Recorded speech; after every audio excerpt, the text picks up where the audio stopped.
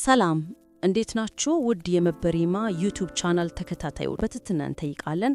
እንዲሁም ሐሳብ አስተያየታችሁን በኮሜንትና ላይክ አድርጉልን። ስለምትረጉን ከልብ እናመሰግናለን። የእንስላስ ችኩል ተራራ በስልጤ ዞን ከሚገኙ እምቅ የቱሪዝም ሀብት አንዱ የሆነው የእንስላስ ችኩል ተራራና አስገራሚ በረከቶቹ ከብዙ በጥቂቱ።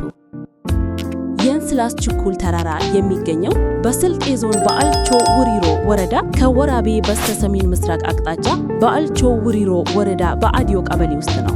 ተራራው ከአዲስ አበባ 170 ኪሎ ሜትር፣ ከሐዋሳ 243 ኪሎ ሜትር፣ ከዞኑ ዋና ከተማ ወራቤ 43 ኪሎ ሜትር እና ከወረዳው ዋና ከተማ ቃወ ቆጥ 18 ኪሎ ሜትር ርቀት ላይ ይገኛል። ይህን መስህብ ከሌሎች መስህቦች ለየት የሚያደርገው በክልላችንም ሆነ በዞናችን የመጀመሪያዎቹ ከሚባሉት መስህቦች ተርታ የሚመደብ ተፈጥሯዊ በርካታ ገጸ በረከቶችን የታደለ መሆኑ ነው።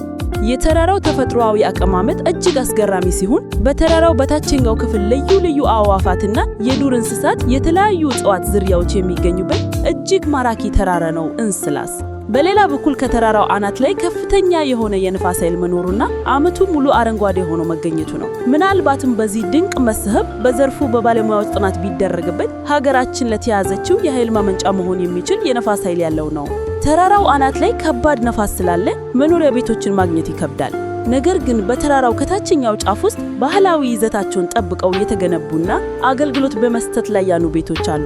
ሌላኛው አስገራሚ ነገር በእንስላስ ችኩል ተራራ ሸለቆ ውስጥ አሞራዎች ያዘውትራሉ።